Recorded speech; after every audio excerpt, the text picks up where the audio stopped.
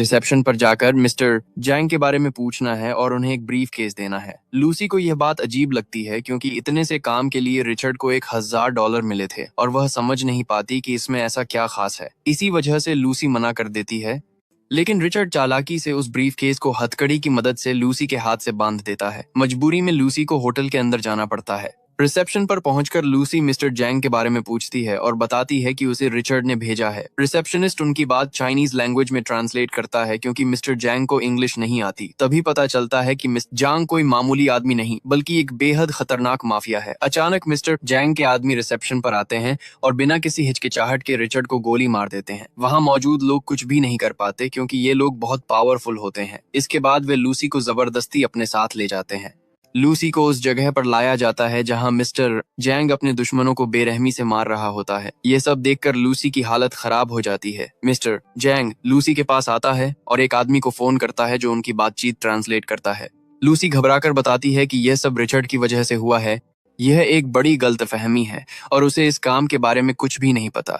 वह खुद को एक बेचारी लड़की बताकर अपनी जान की भीख मांगती है, लेकिन मिस्टर जैंग को उसकी बातों पर बिल्कुल भरोसा नहीं होता। वह कहता है कि रिचर्ड पैसों के लिए कुछ भी कर सकता है। इसके बाद मिस्टर जैंग लूसी को ब्रीफकेस खोलने का कोड बताता है और खुद सामने वाले कमरे में चला जाता है, जबकि उसके सारे आदमी बुलेट प्रूफ आर्मर और शील्ड्स लेकर तैयार खड़े रहते हैं। जब ब्रीफकेस खोला जाता है तो सबकी हैरानी के लिए उसमें बॉम्ब नहीं बल्कि कई प्लास्टिक पैकेट्स होते हैं जिनमें नीले रंग का पाउडर भरा होता है। मिस्टर जैंग उस पाउडर का थोड़ा सा हिस्सा निकालता है और उसके आदमी एक कैदी को लेकर आते हैं जिसे ड्रग की क्वालिटी टेस्ट करने के लिए रखा गया होता है। जैसे ही वह आदमी उस नीले पाउडर का छोटा सा हिस्सा कंज्यूम करता है, उसकी हालत तेजी से बिगड़ने लगती है और वह पागलों की तरह हंसने लगता है। टेस्ट पूरा होते ही मिस्टर जैंग उसे गोली मार देता है क्योंकि अब उसकी जरूरत नहीं रहती। इसके बाद मिस्टर जैंग लूसी को अपने लिए काम करने का ऑफर देता है, लेकिन लूसी साफ मना कर देती है। इस पर एक गुंडा उसके सिर पर जोर से मुक्का मारता है और लूसी बेहोश हो जाती है। इसके बाद कहानी अचानक एक लेक्चर हॉल में शिफ्ट होती है जहां रिनाउंड साइंटिस्ट प्रोफेसर नॉर्मन अपने स्टूडेंट्स को ब्रेन कैपेसिटी के बारे में लेक्चर दे रहे होते हैं। प्रोफेसर नॉर्मन बताते हैं कि उनकी पूरी जिंदगी की रिसर्च से यह साबित हुआ है कि इंसान अपनी पूरी जिंदगी में अपने ब्रेन का सिर्फ 10% ही इस्तेमाल करता है, जबकि बाकी 90% में असीम शक्तियां छिपी हुई हैं। अगर कोई इंसान उस क्षमता को अनलॉक कर ले तो उसमें एक्स्ट्रा ऑर्डिनरी पावर्स आ सकती हैं। वह बताते हैं कि इंसान ने अब तक जितनी भी तरक्की की है वह सिर्फ उसी 10% ब्रेन यूजेज से की है। जानवरों की बात करें तो ज्यादातर जीव अपने ब्रेन का करीब 5% ही इस्तेमाल करते हैं, जबकि डॉल्फिन्स लगभग 20% तक ब्रेन यूज कर सकती हैं। इसी वजह से डॉल्फिन्स ने सोनार वेव्स विकसित की हैं, जिनकी मदद से वे पानी के अंदर रहते हुए भी एक दूसरे को सिग्नल भेज सकती हैं, जो इंसानों द्वारा बनाए गए साउंड सिस्टम से कहीं ज्यादा एडवांस्ड हैं। प्रोफेसर नॉर्मन यह भी समझाते हैं कि अगर सेल्स के लिए हालात अनुकूल होते हैं तो वे रिप्रोड्यूस करती हैं, लेकिन अगर हालात प्रतिकूल हो जाएं तो वही सेल्स खुद को डिस्ट्रॉय करना शुरू कर देती हैं, जिससे तबाही मच जाती है।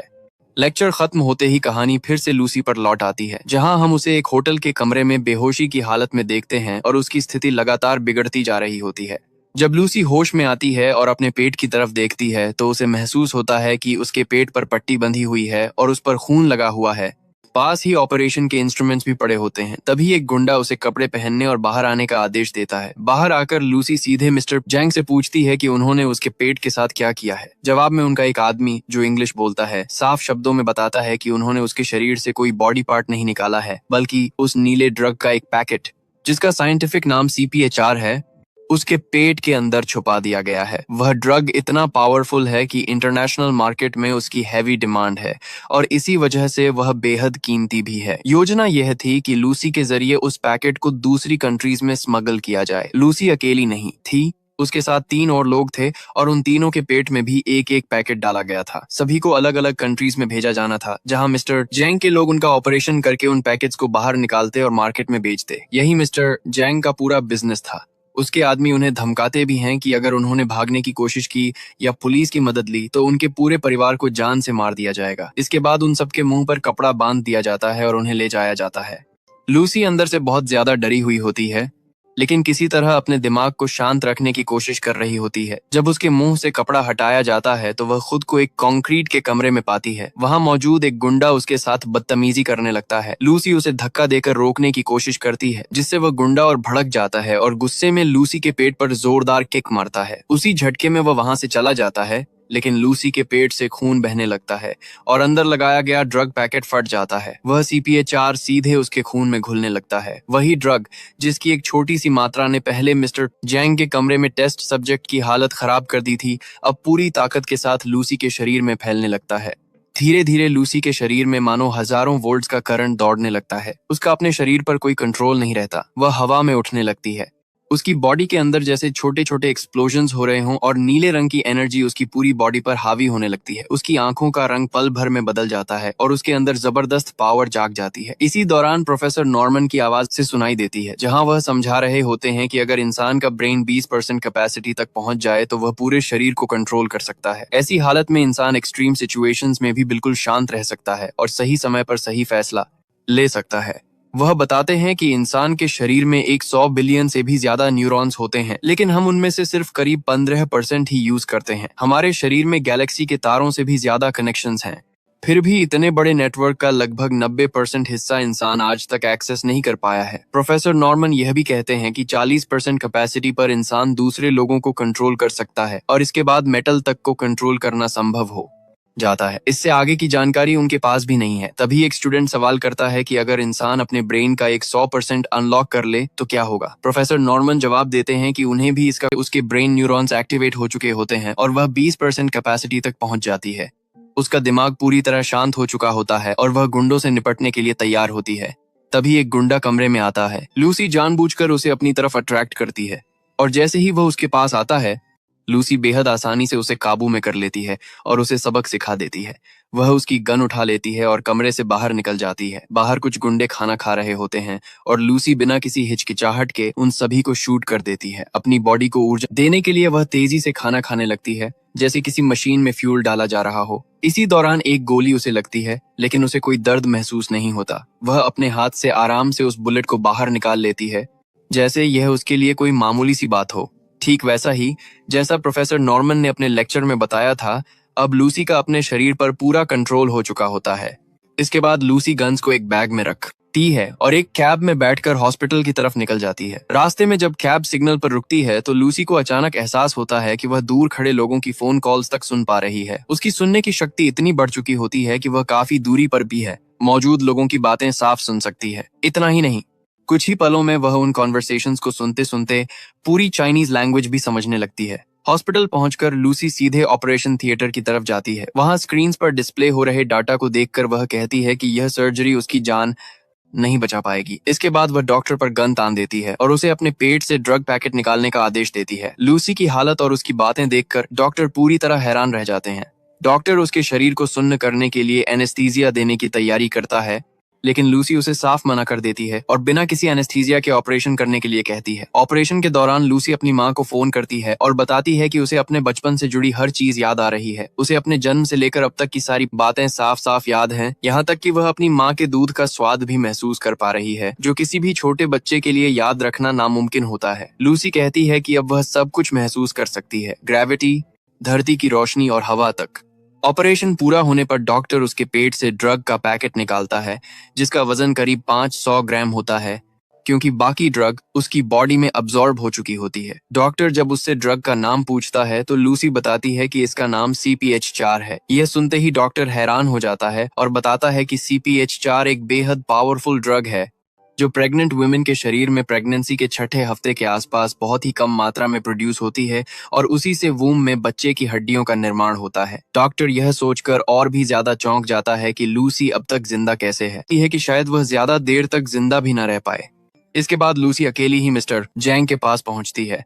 रास्ते में वह उसके आदमियों को शूट करते हुए बड़ी आसानी से मिस्टर जैंग तक पहुंच जाती है, जिसे इसका जरा भी अंदाजा नहीं होता। लूसी उसके दोनों हाथों पर चाकू से जोरदार वार करती है और CPH4 के बाकी 3 पैकेट्स के बारे में पूछती है, जो बाकी 3 लोगों के पेट में डाले गए थे। मिस्टर जैंग कुछ नहीं बोलता तो लूसी उसके दिमाग को रीड करके पता लगा लेती है कि वे पैकेट्स बर्लिन, पेरिस और रोम में डिलीवर होने वाले हैं। सिर्फ 2 मिनट के अंदर लूसी मिस्टर जैंग की हालत खराब कर देती है।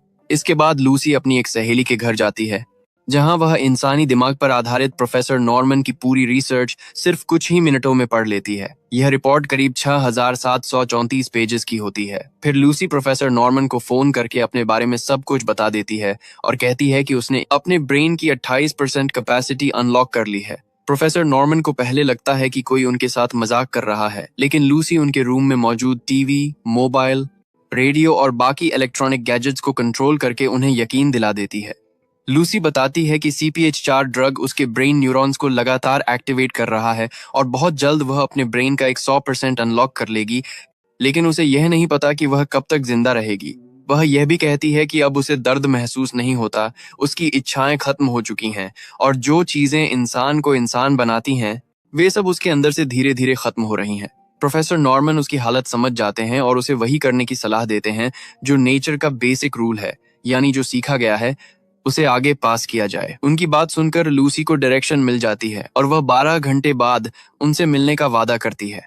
अब लूसी को CPH4 के बाकी तीनों पैकेट्स किसी भी तरह हासिल करने होते हैं। टीवी पर अपनी खबर देखकर वह पल भर में अपना हुलिया बदल लेती है। इसके बाद वह एक पुलिस ऑफिसर डेल रियो को यूरोप में होने वाली CPH4 ड्रग स्मगलिंग की पूरी इंफॉर्मेशन देती है। लूसी की पावर्स अब काफी हद तक एक्टिवेट हो चुकी होती हैं और वह एक नजर में ही पुलिस डॉग को कंट्रोल कर लेती है जिसने उसे पहचान लिया था। वह डेल रियो की स्क्रीन पर उन तीनों लोगों की फोटोज भी शेयर करती है जिनके पेट में ड्रग छुपाई गई थी। यह सब देखकर डेल रियो पूरी तरह हैरान रह जाता है। इसके बाद लूसी फ्लाइट में बैठकर डेल रियो के साथ निकल जाती है। लूसी की दी गई इंफॉर्मेशन की वजह से बर्लिन, पेरिस और रोम में उन लोगों को पकड़ लिया जाता है। फ्लाइट के दौरान लूसी बेहद तेज स्पीड से रिसर्च कर रही होती है ताकि टाइम की शुरुआत से लेकर अब तक की सारी इंफॉर्मेशन इकट्ठा करके प्रोफेसर नॉर्मन को दे सके। इस दौरान वह 40% कैपेसिटी तक पहुंच चुकी होती है। उसकी बॉडी के सेल्स खुद को कंट्रोल नहीं कर पा रहे होते और जैसे ही हालात अनुकूल नहीं रहते, सेल्स अपनी मर्जी से काम करने लगते हैं और डिस्ट्रक्शन शुरू हो जाता है। लूसी के दांत गिरने लगते हैं और उसकी बॉडी हवा में डिसॉल्व होने लगती है, जिस पर उसका कोई कंट्रोल नहीं होता। वह किसी तरह प्लेन के टॉयलेट में जाकर खुद को बंद कर लेती है। उसका चेहरा एक तरफ झुकने लगता है और खुद को बचाने के लिए वह CPH4 कंज्यूम करने लगती है ताकि किसी तरह जिंदा रह सके। कुछ देर के लिए उसकी हालत सुधरती है, लेकिन फिर एक एक्सप्लोजन होता है और उसकी बॉडी के पार्टिकल्स हवा में फैलने लगते हैं। इसके बाद हम एयरपोर्ट पर डेल रियो को देखते हैं, जहां डॉक्टर्स उसे बताते हैं कि लूसी एयरपोर्ट हॉस्पिटल में बेहोश पड़ी है। लूसी अब 50% कैपेसिटी तक पहुंच चुकी होती है। जब वह अपने रूम से बाहर आती है तो डेल रियो अपनी टीम के साथ उसे पकड़ने की कोशिश करता है, लेकिन लूसी सिर्फ हाथ के इशारे से ही उन सभी को सुला देती है और डेल रियो की गन की मैगजीन खाली कर देती है। डेल रियो को समझ ही नहीं आता कि आखिर हुआ क्या है। लूसी उससे CPH4 के पैकेट्स मांगती है जो उन 3 लोगों के पेट में थे और जिन्हें पुलिस ऑपरेशन के लिए हॉस्पिटल ले गई थी। इसके बाद लूसी डेल रियो की कार में बैठकर हॉस्पिटल की तरफ निकल जाती है। डेल रियो उसकी पावर्स को देखकर टेंशन में होता है, लेकिन लूसी उसे भरोसा दिलाती है कि उसे डरने की जरूरत नहीं है और वह उसे नुकसान नहीं पहुंचाएगी।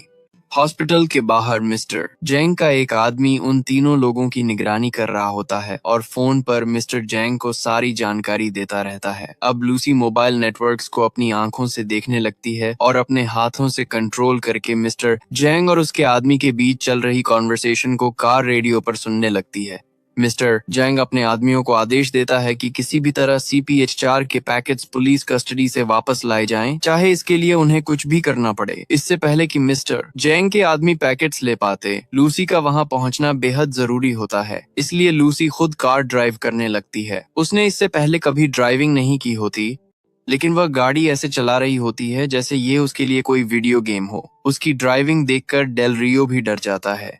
इसी दौरान मिस्टर जैंग के आदमी हॉस्पिटल में मौजूद सभी पुलिस वालों को शूट कर देते हैं और उन तीनों लोगों के पेट से CPH4 के पैकेट्स निकालने लगते हैं। जब एक पुलिस ऑफिसर और गुंडों के बीच शूट आउट होता है, तभी लूसी वहां पहुंच जाती है। मिस्टर जैंग का एक आदमी किसी तरह 2 पैकेट्स ब्रीफ केस में रखकर रूम से बाहर निकलने में कामयाब हो जाता है और अपने आदमियों को लूसी को शूट करने का आदेश देता है, लेकिन लूसी अब और ज्यादा पावर हासिल कर चुकी होती है। वह गुंडों के सामने एक अदृश्य दीवार की बना देती है और बाकी लोगों को एक एक करके हवा में उड़ा देती है। वह आसानी से ब्रीफकेस हासिल कर लेती है और तीसरा पैकेट भी उस आदमी के पेट से निकाल लेती है।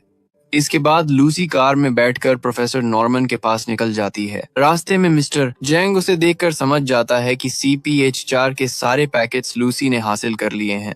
प्रोफेसर नॉर्मन यूनिवर्सिटी पहुंच चुके होते हैं, जहां लैब में उनकी पूरी टीम और कंप्यूटर्स तैयार होते हैं ताकि लूसी की ब्रेन कैपेसिटी पर एक्सपेरिमेंट किया जा सके। इसी दौरान मिस्टर जेंग और उसके आदमी भी उनका पीछा करते हुए यूनिवर्सिटी पहुंच जाते हैं। मिस्टर जेंग का एक आदमी यह कहते हुए गाड़ी से उतरता है कि लूसी कोई आम इंसान नहीं बल्कि एक ऐसी चुड़ैल है जिसे मारना बेहद मुश्किल है।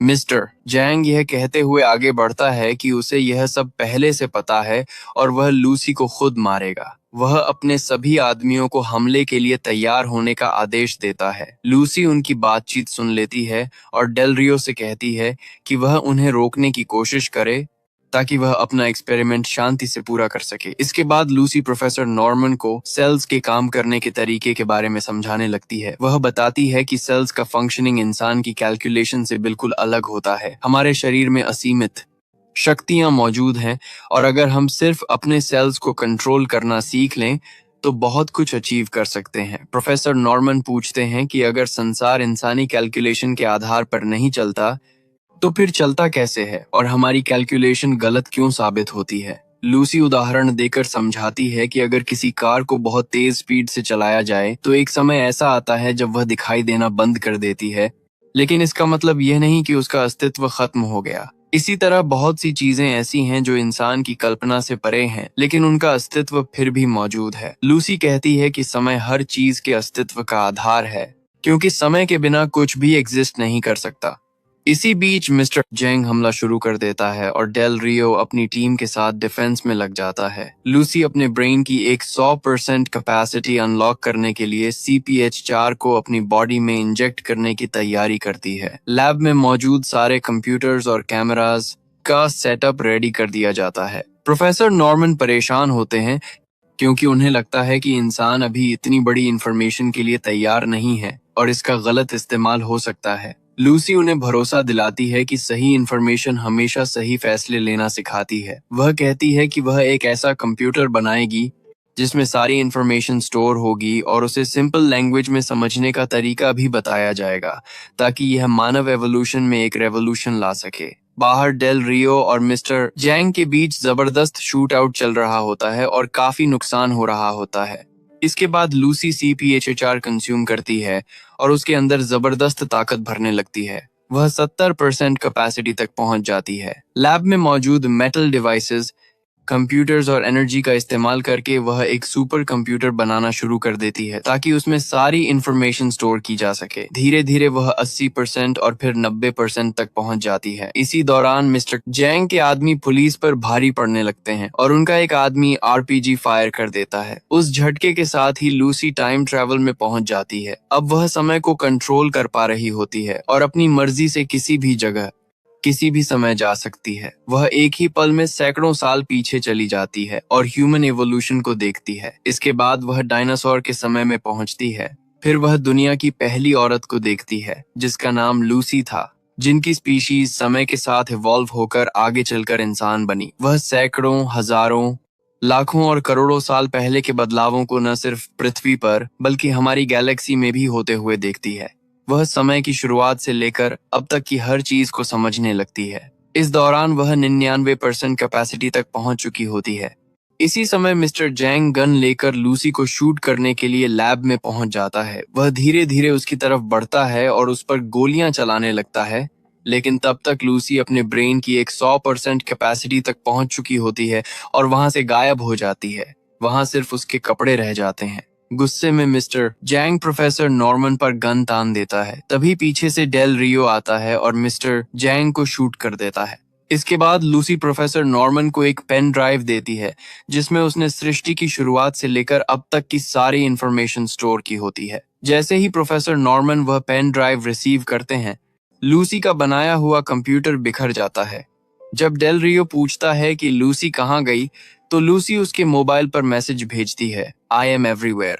प्रोफेसर नॉर्मन समझ जाते हैं कि लूसी अब उसी तेज रफ्तार कार की तरह बन चुकी है जो दिखाई नहीं देती लेकिन